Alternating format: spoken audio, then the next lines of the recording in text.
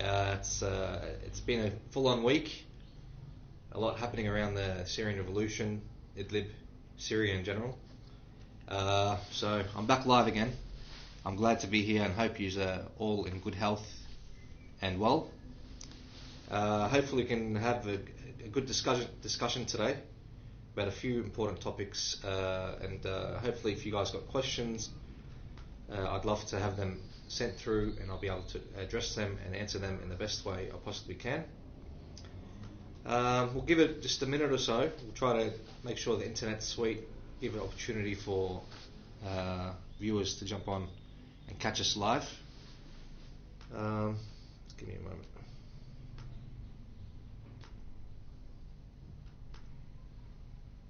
Seems to be a bit of a technical difficulty with Twitter. Dashboard. Just give me a moment. Seems to be running pretty sweet, inshallah. I had a topic in mind which I was intending on addressing today, and that's 10 responsibilities of an Islamic government, or governance, you could say. So I will address that, but hopefully we can try to address a few topics, maybe questions, a few things before we actually go ahead. Currently in Idlib, Syria, obviously we're in the winter season. It's pretty cold, raining outside. It's been an interesting week with regards to the Turkish lira. It's been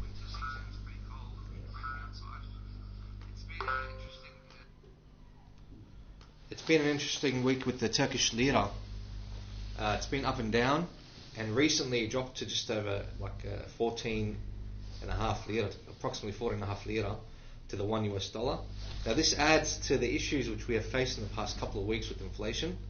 There was a bit of a move here in Idlib in particular, where with fuels, petrol, diesel, they've tried to fix it in dollars. Now this step has been an interesting one. I remember when the Syrian lira fell dramatically and inflation started happening before we actually things here in Idlib transferred to the Turkish lira, same sort of steps were taken.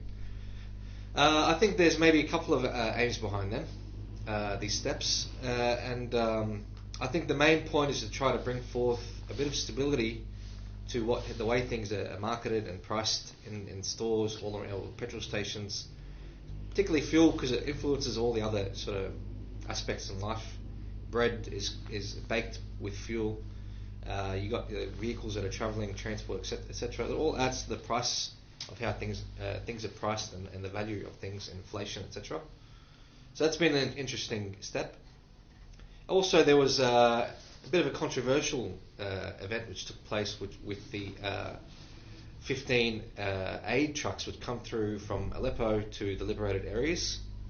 This caused a lot of controversy. Now this is a second batch that came through. The first batch was approximately 2 or 3 months ago. This came through from Aleppo directly through to the liberated areas.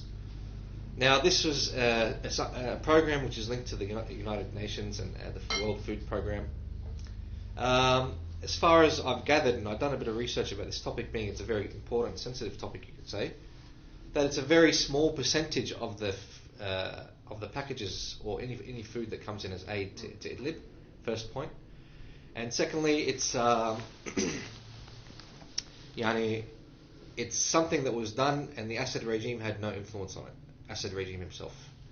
So it was come through with through the UN organisations in to serve the Syrian people here, and this happened, like I said, for the second time. Now this caused a bit of controversy, as I mentioned.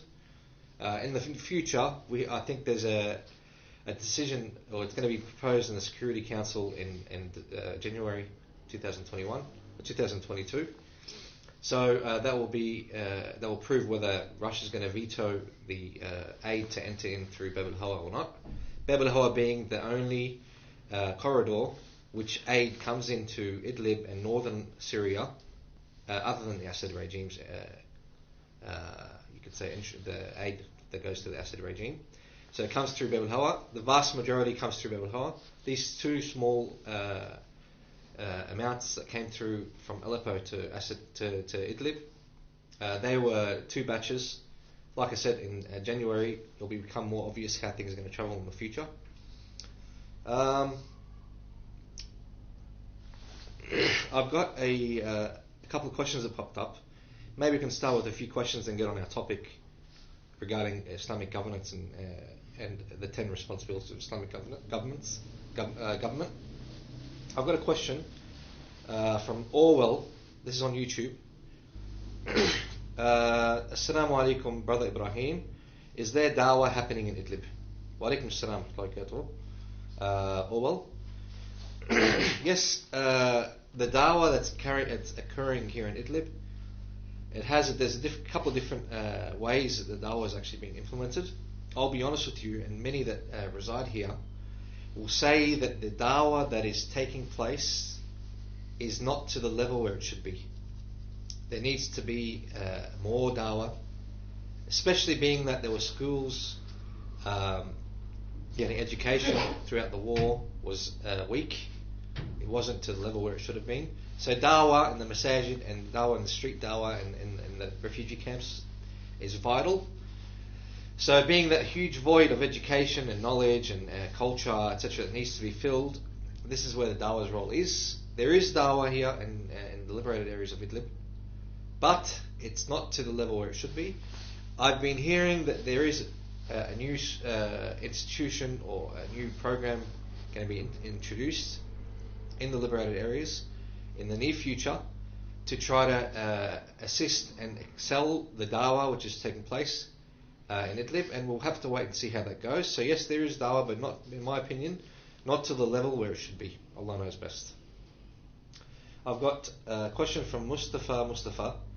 Why is there differences between Idlib and Aleppo liberated regions? Why do the people not unite against Assad, Iran, Russia? I think these differences, they're inherited from the start of the revolution. There wasn't like Idlib and northern Aleppo previously. It was one big liberated area, and it was like vast areas all around Syria. After the Russian intervention and the thousands of Iranian soldiers on the ground, and the Russian occupation took place, land and areas were lost by the revolution, and this is where the revolutionaries and the mujahideen, the fighters from all around Syria, came up to northern Syria, mainly Idlib. Northern Aleppo was the way these areas were taken from either PKK or any other regime, even from ISIS. They were taken by Turkish-backed operations, and they were FSA, Free Syrian Army factions, as well as Islamic factions like Ahrar al-Sham and others. They were backed by Turkey, and they took the northern Aleppo areas. Idlib is classed as it wasn't liberated with Turkish influence or Turkish support. Idlib, northern Aleppo, and all those regions were Turkish-backed operations, and that's how these areas were taken. And that's one of the steps which took place that made the difference between these two main areas, you could say. I do believe that it's important, very important, that all revolutionaries come under one umbrella against the Assad regime, Iranians and the Russians. That needs to be upon a clear vision so that the goals are achieved. There are obstacles that are in place which prevent from this, you could say, unity or this alliance under one umbrella. We ask Allah subhanahu wa ta'ala for that to be taken away in front of the Muslims here in Syria in their revolution, and hopefully that can be like these obstacles, when they're taken away, things can move in a positive direction so that they can be under an umbrella. Idlib in particular, it's done a lot. It's sacrificed a lot to preserve the decision making to stay within the revolution's hands. Maybe in northern Aleppo this is a little bit lost.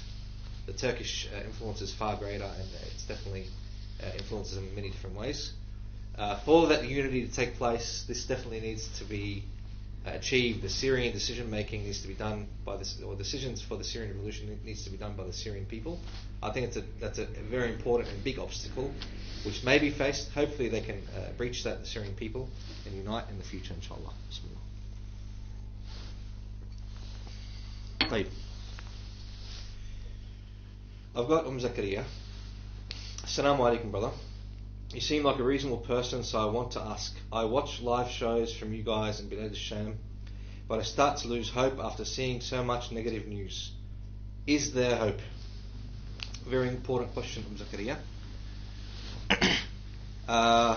There is hope.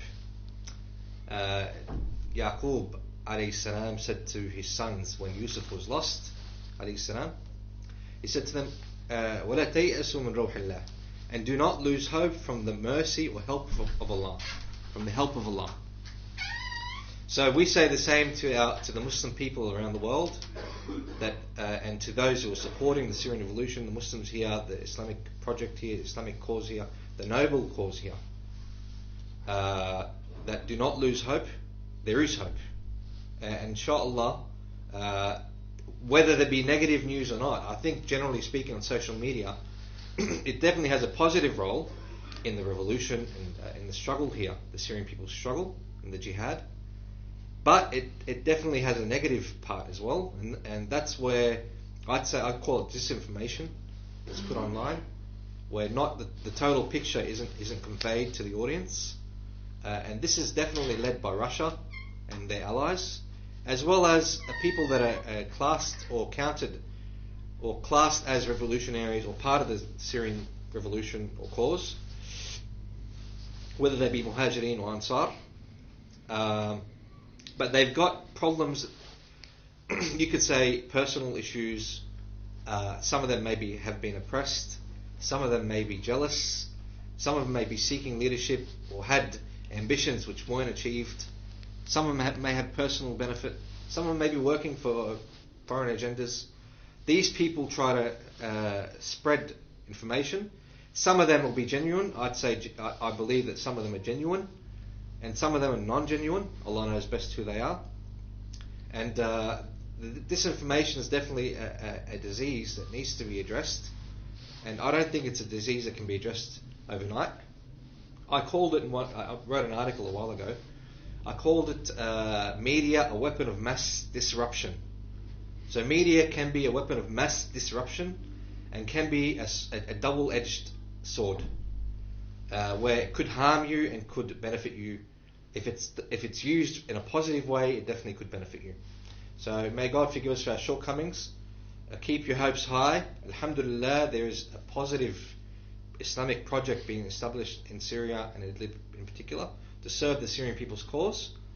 It is being established. It is in the early stages. It is maturing on a daily basis, and we'll see in the future this will prosper, inshallah. And their goal is Damascus. We'll move on to another question. I've got Alexa. Love your accent. Thank you very much. It's an Aussie accent. Keep up the good work. May God protect the people of Idlib. Ameen. Ameen, Ya Rabbil Alameen. I've got Orwell back for another point. Brother, how are the people coping with the Turkish lira inflation, especially as we are in the winter season? Saraha, if I were to tell you that people are coping well with it, I'd be lying. There's hardship being faced. Even those who are reasonably well off are feeling the pinch. Because winter's got a big package that comes with it, whether it be fuels, whether it be clothing, whether it be food. You're talking about a people that are generally poor, and I mean poor like if you compare them to the Western world. Syrian people, in particular Idlib people from Idlib, are very humble, and they're satisfied with very little. Like a main meal here is bread with olive oil and mint, dried mint, with salt and tomatoes. That's like a main meal here. I'm married from a sister here from Idlib, from the Idlib region, and this is something I eat at home regularly, and we actually love it. So olive oil is like a main aspect in the meal. So the people here, like it's normal for a family not to eat meat. Once every 2 weeks, once every 10 days, they'll have meat. Maybe in Australia or in the West or other countries, in other Arab countries, they'll eat meat on a daily basis. If there's no meat in the meal, they won't eat it. So people here are humble. They're happy. They've got qana'ah. They're happy with little. But they are struggling because there's fuel for heating, there's electricity, there's water, clothing, education, school, all these bills that everyone faces around the world. But here, being that the general mass have some sort of you could say, generally speaking, people are poor. They are rich, they are middle. You could say people that are in the middle, and many people are poor. So they're facing hardship. Make dua for them. Those who are assisting and helping through the humanitarian aid organisations, their work's appreciated. The Syrian people are very grateful for that. Jazakumullah khair. Catherine Anita. There are signs of hope every day. Naam. There are signs of hope every day. Jazakumullah khair. I've got Allah Party info. Can you explain us what was the attitude of revolutionaries in Aleppo when ISIS was right on their corner in Raqqa? They have partnership, isn't it? The ISIS they're not classed as part of the revolution. They've actually been, you could say there's a bit of a competition there between ISIS and Russia. Who's harmed the Syrian revolution more? And this, you ask the masses here, like there have been massacres at the hands of ISIS. The Muslim people have been massacred by ISIS, just like they were massacred at the hands of Russia and the Assad regime and others. Maybe Russia's more in number, maybe the Assad regime is far more in number, yes, but the moral damage ISIS caused, the tarnish it caused to the Islamic reputation, to the Islamic project, to the people in Syria, this tarnishing of the revolution, I think that's one of the main reasons why the Syrian people lost much support for their cause. It's because ISIS was present here. So, to claim or to state that there might have been some sort of a partnership, I'd say that this is inaccurate. The Syrian people have made their stance very clear toward ISIS. And that's in the past, present, and God knows that's the future as well.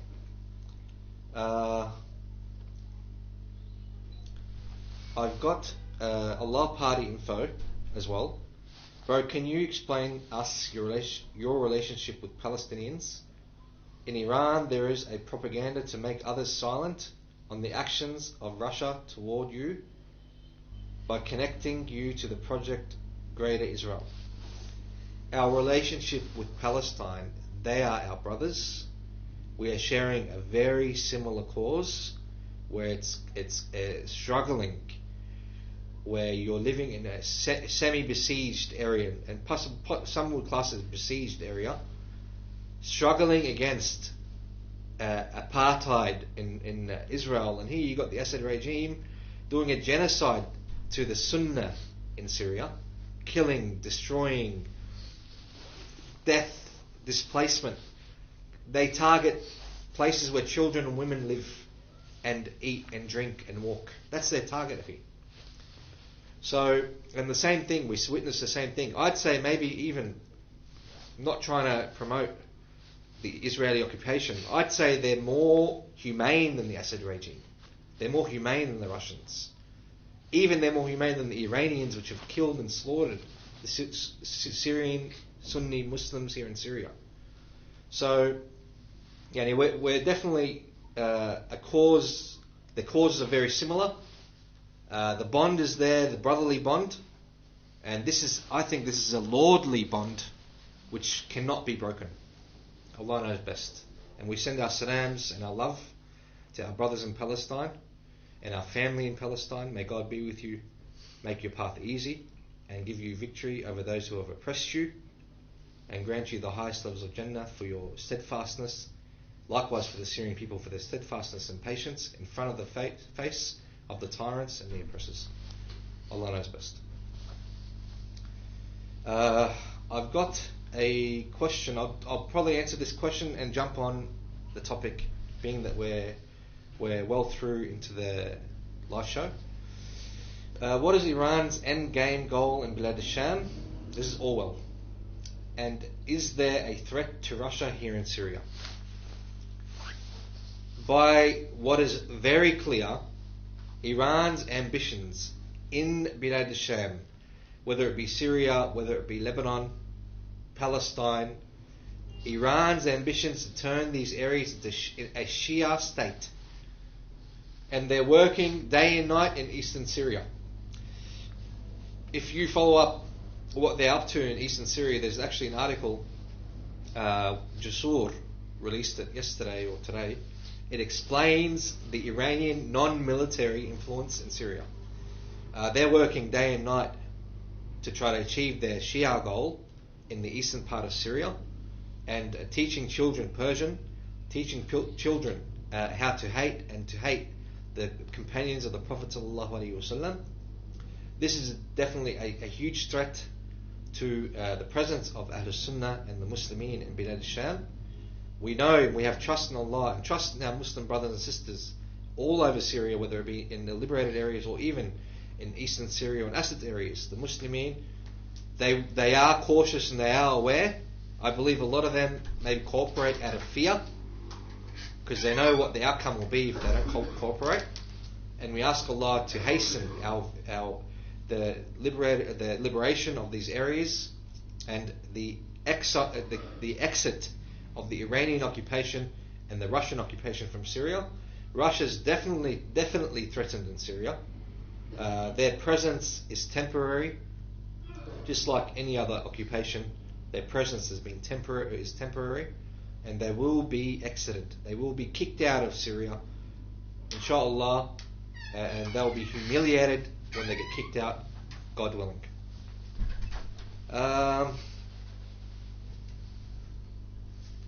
I've got a important topic. I may cover quickly. Focus point: 10 responsibilities of an Islamic government. I'll try to make it quick to see if there's more questions. I can try to address them. SubhanAllah. Why I think this topic is very important. There's a lot of misconceptions, a lot of talk back and forth that what's happening in Idlib is not an Islamic project. There's no Sharia being established. This project's it's gone down the wrong path. There's no hope left. In addition to that, maybe not understanding the roles or the burden that's on the shoulders of any Islamic government. Keep in mind, I've got a couple of important points that we can bring up.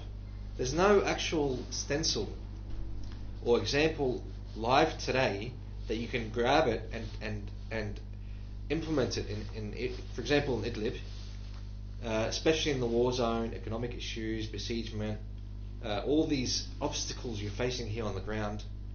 So there's no real stencil you come and just implement it, put it there and just come in and implement. Also, that there's a difference between Islamic government in peacetime and battle time. This is very important, that we understand we're in an emergency state and a battle state or battle zone or war zone. Any moment things could kick off. Your borders aren't completely secured. You have all the world powers involved in what's happening in Idlib and in Syria. It's basically the hub. It's like a hub. All these other battles that are directly linked. What happened in Azerbaijan, Libya, what happens in Iraq, what's happening now in Ukraine. It's all directly linked. And these world powers utilize Syria to achieve that. Keep in mind that the key to success, if the presence of God-fearingness, or the fear of God isn't present, then you've lost the key to success. Also, that there are many misconceptions that are lingering around, and if these aren't addressed, they just add to doubt in the minds of the people. a beautiful ayah in Surah Al-Kahf, where Allah subhanahu wa ta'ala says in the Quran, A'udhu billahi minash shaitanir rajeem, who says this? The one who says this is Al-Khidr to Musa alayhi salam, when Musa came to learn from Al-Khidr. Al-Khidr says to Musa, after Musa requests to be his companion and learn from him, he says, وَكَيْفَ تَصْبِرُ عَلَى مَا لَمْ تُحِطْ بِهِ خُبْرًا. And how can you be patient upon something which you do not know about? So Musa is going to see things which he doesn't know about, and Al-Khidr is saying to him, how can you be patient when you see these things? So we learn from this that the events and the misconceptions that are happening and affairs are happening in Idlib, if they are not addressed and taught, this will definitely become a big obstacle in front of establishing and working as an Islamic government. People will lose trust, people won't understand what's happening, people will gradually drift away. Also, decision making, the importance and difficulty of making decisions. The vast majority of decision making is deciding between bad and worse.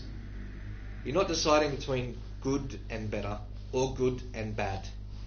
You can see this in the way the atmosphere is in wartime, losing land, having much pressure put on you from the public, refugees, poverty. They all are in need. So you'd have to decide between giving. I'll give you an example. It's like deciding between, like, for example, God forbid, someone's wife is about to give birth.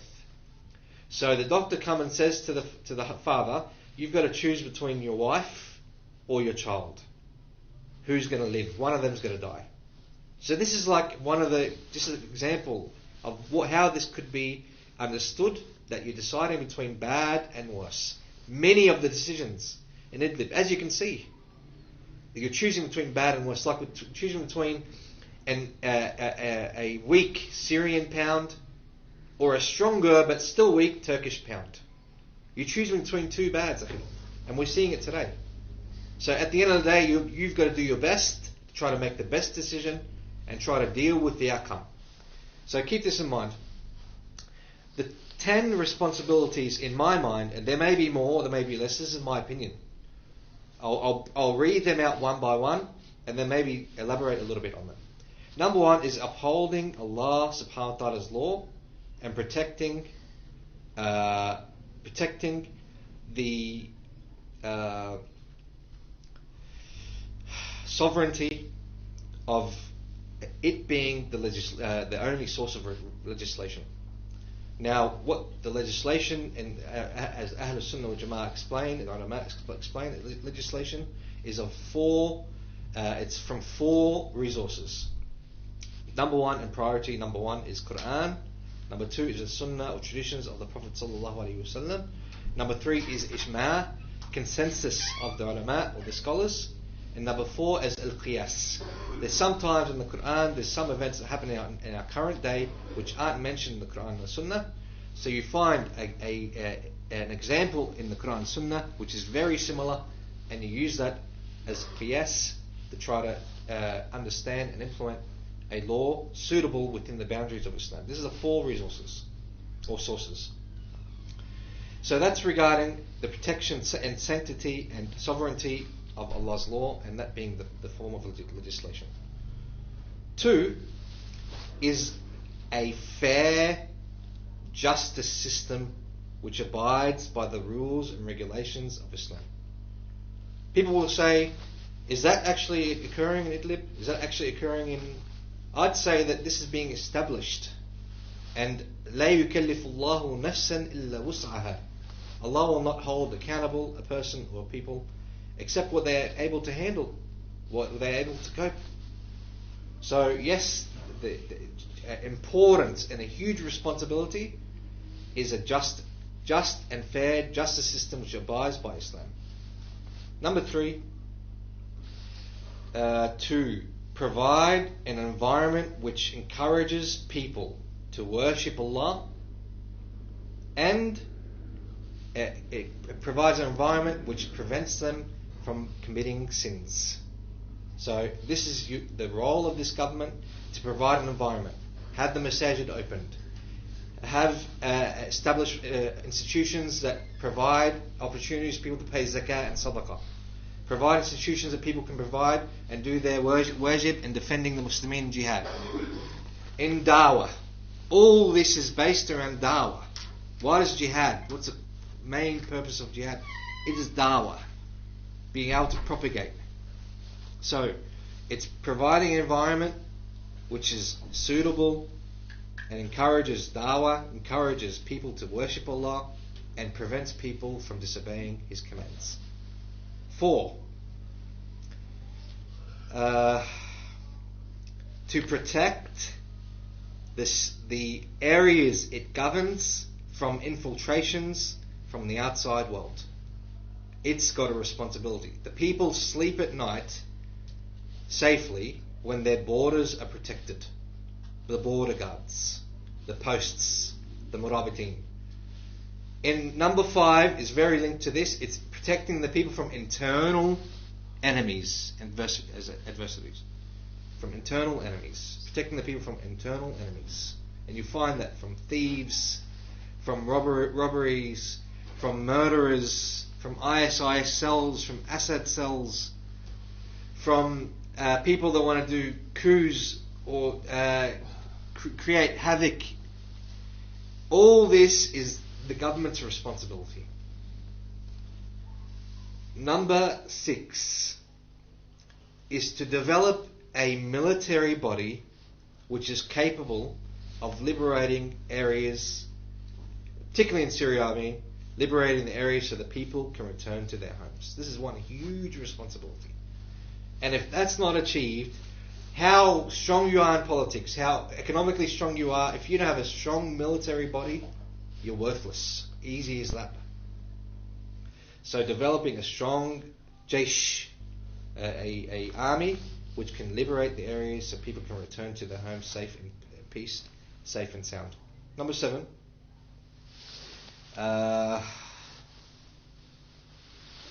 Provide services, roads, construction, order, organisation, institutions, so that people's affairs move in a positive direction and people can prosper.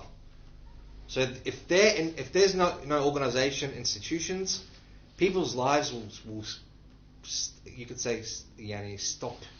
So, or they won't move fast the way they should. They won't move forward the way they should. So providing the correct institutions, organisations, management, so that the people's lives and affairs can move in a positive direction. Number 8, provide important vital necessities. I'm not saying that the government has to provide bread, like I have to feed bread to the people. No. But they've got to provide bread at a reasonable price and make sure that it gets achieved by their external relations, by their economic relations, buying wheat at a good price, protecting it so it doesn't go off and doesn't go rot, as well as the fuel, as well as the education, providing education to the children, providing all these important services and important necessities that the people need to live. This is one of the government's responsibilities. Number 9, provide a positive, prosperous economic environment, fair environment which fights corruption. So you don't have people with power, they're running the show. They're the ones making the money and everyone else is living poorly. They've got to provide a positive environment where people can buy and sell and not worry about them being robbed or them being ripped off. So providing a positive environment so people can establish projects, develop organisations and companies. So this environment is very important. It's one of the important responsibilities of the government. And last but not least is represent the government, represent the country, represent the people in a positive way which serves their interests. Does not serve the interests of others. Like look at Assad regime. He's serving everyone's interest but the Syrian people's. He's serving everyone's interest, but the government's role is to serve its people's interest. To serve them. They are public servants. They deliver their message to the outside world. They build relationships for them with the outside world, with neighbours, with countries that are allied, etc. in a way that serves the people's interest and not foreign interests. And this is a vital point where the decision making needs to be in the government's hand. It's not sold. God knows best. These are 10 important responsibilities that I felt like I wanted to share tonight. Is that being established in Idlib or achieved in Idlib? I'd say no. In total, no. But is that being worked towards gradually, percentage? Yes, being you're in a, as I mentioned, in an emergency state, battle zone, war zone. Things will develop gradually, slowly but surely. Eyes on Damascus. It's not an easy task. There are many problems and faults and cracks, many. These need to be addressed, need to be corrected, and things need to move forward in a positive way, hands in hand, or hand in hand. That needs to be done hand in hand by the Syrian people. God knows best. That's basically the topic, the focus point which I had today. We're coming close to the end of the show. We'll see if we've got some other questions that have popped up since I started with this topic. Just give me a moment.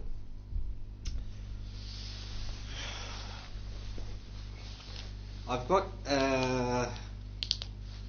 Mustafa, but brother, you said that you have to choose between bad and worse, but maybe we put ourselves in that situation in the first place. You could say that, and you could say that no, these are things and events that occurred to the Syrian people in their struggle, in their cause over the years. Like I said, I've mentioned this many times. I think it's vital and very important. We understand the Assad regime's intervention is what revived the Assad regime from death, and from then the very lightly armed revolution, Mujahideen factions had been facing and fighting the Russian occupation, Iranian occupation, a world power, a regional power, as well as Hezbollah, the Lebanese militia, with tens of thousands of soldiers, heavily armed and highly trained soldiers. So they're facing pretty much 3 countries, as well as the Assad regime himself, with his Abu Shahata soldiers. But they're still there. He's got soldiers on the ground, mercenaries. So you're facing them with light weapons. So this is something it's forced upon you, an atmosphere which you don't want. Like I said, you're choosing the lesser of two evils, the lesser of two harms, and you're moving with that. If you ask me, look at Armenia when they faced Azerbaijan, for example. Armenia fell within 3 months. They submitted to Azerbaijan. This is a country, established country with an army, chain of command, unified army. Here we're talking about factions. At one stage it was hundreds and maybe even thousands of factions. So these disorganized, decentralized factions were facing world power Russia, as well as the occasional American and other country strikes here in Syria, as well as Iran, a regional power, as well as you're facing that. Wallahi, if you really look at it, it's a miracle. It's a miracle that the Syrian people and the revolution is still going till today. And their will and spirit is so high. And they're working day by day. Something new is being established. A new institution, a new organisation, a new college, the military college. SubhanAllah, one person, just a quick note, sent me a message that, who are these guys coming up online? Their beards are short. Even maybe myself, my beard's a little bit short. SubhanAllah, there's a lot of explanation to this. We went through many important and sensitive stages here, where it brought an environment. You had like sleeper cells. Yeah, and at one stage they infested. The areas were infested by it. So the security situation, being that you're maybe targeted, someone with a big beard, it's obvious he's Mujahid or Islamic, etc. So these people, their beards would be long. They'd be targeted in the street. As well, the Syrian people, they're simple people. When they see a big beard, they might get intimidated by it. They don't know what's behind the beard. So some people may trim, and this has been through fatwa, scholars, students of knowledge have said that this is permissible to trim the beard down for security purposes and to be closer to the people and dress the same way the people dress, so they don't feel intimidated. So this has become, you could say, an atmosphere amongst many of the revolutionaries, many of the mujahideen, many of the Muslimin here. There are some people that still preserve the long beard, and definitely may Allah reward them. I'll say, if you ask me, I prefer the long beard. I've had a long beard most of my religious life, but there are certain circumstances, security circumstances, etc., which forced me to trim my beard. And I prefer it to be long, and inshallah maybe I can regrow it inshallah in the future. Allah knows best. So the institutions are growing daily, etc. You can see that growing on a daily basis. Revolution's survival to today is a miracle, and hopefully this, inshallah, this will and spirit, high spirit, will be the cause for them to carry on and achieve victory in the future. Allah knows best. I've got a few quick points and then we'll probably turn it off, inshallah. We've got one brother, Ismail Amin Gojek. He says, Assalamu alaikum wa rahmatullahi wa barakatuh. Greetings from Istanbul.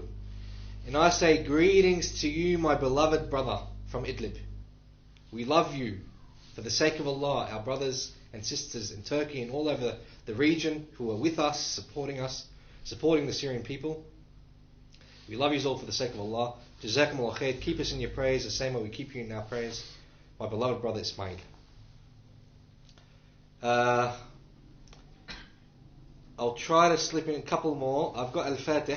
Are there many learned ulama in the freed areas, and do the mujahideen consult with them before making decisions? And alim, Jazakallah khair for the question, very important, very sensitive question, brother Al-Fatih. And as we have learned, a alim is a person who is muzakka, who is called an alim by ulama. So there are many students of knowledge in the liberated areas. An alim that has been vouched for, you could say, by other ulama around the world. Most of the ulama around the world that support the Syrian revolution, akhi, keep this in mind, Saudi Arabia and other parts of the world, للأسف الشديد, they're in prison, akhi, or they've been killed. In Syria, there are scholars that are in and around the liberated areas. That one prominent one, very close to the factions, northern Aleppo or Idlib, maybe Idlib a little bit more because he's residing here and works here. Sheikh Abdul Razak al-Mahdi al-Dimashqi, he's from Damascus. He's a muhaddith, mashallah, an ocean of knowledge. There are other scholars that are around in and around Syria, and there are scholars that are interested or have invested in the Syrian cause. The level of dialogue or consultation or counsel that takes place between the leaders of the liberated areas of the factions, whether it be Hayat Tahrir al-Sham or Ahrar al-Sham or other factions, with these ulama, I'm not sure. That's obviously something that they've got to be asked.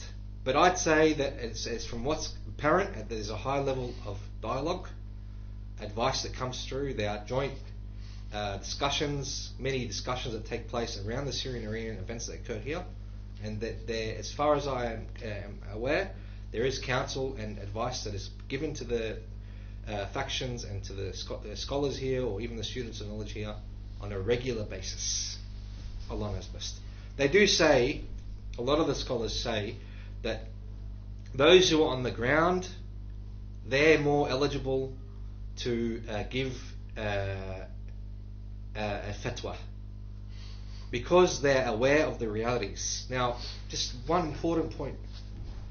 The majority of what happens here that's important and sensitive does not go out online. So, you have the disinformation putting things out online. The real information is not put online because it's sensitive, and it might give information to the enemy of the mujahideen or the Muslimin or the revolution, and cause much harm. So that information is not put online. It's very important we understand this. And that's why there's got to be some trust there. Trust built. That not everything is placed online. There are important topics and points that happen here on a regular basis, maybe daily basis, that are not spoken about online. And I believe that is the correct way. Because your enemies are watching, learning every moment, every word you say. And they benefit from it and then harm you and use it against you in the war. Allah knows best. We're just about at the end of the show. Maybe we'll slip in one more question, inshallah.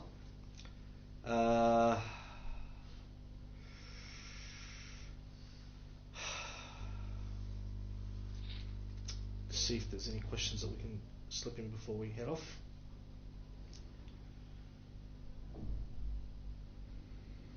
One more.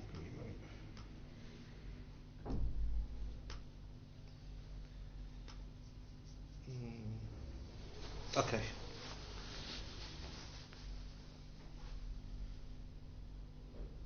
Just one moment. One moment.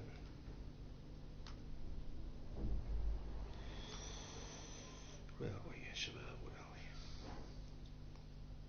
Look, I think that's all the questions we've answered. All the questions, inshallah. Allah knows best.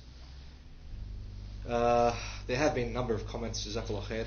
I appreciate everyone that took place today, sent us in their questions, their comments. We look forward to jumping or coming back online next Monday, inshallah. We're trying to do this on a regular basis. I'm trying to think of some ideas, some ways to develop and make this, inshallah, more beneficial. If you've got any comments, advice, please send them through. They're greatly appreciated. I've benefited from many people's advice. And we'll try to develop and establish. Look, I'll be honest, I'm new to the social media, new to this sort of live show program, you could say. So any advice is highly appreciated and could be very effective. Thank you for joining us. Look forward to catching you next time. Don't forget to share my content. I'm on YouTube, Twitter, Facebook, Instagram. Hopefully I'll get more active on Instagram in the near future. Jazakumullah khair.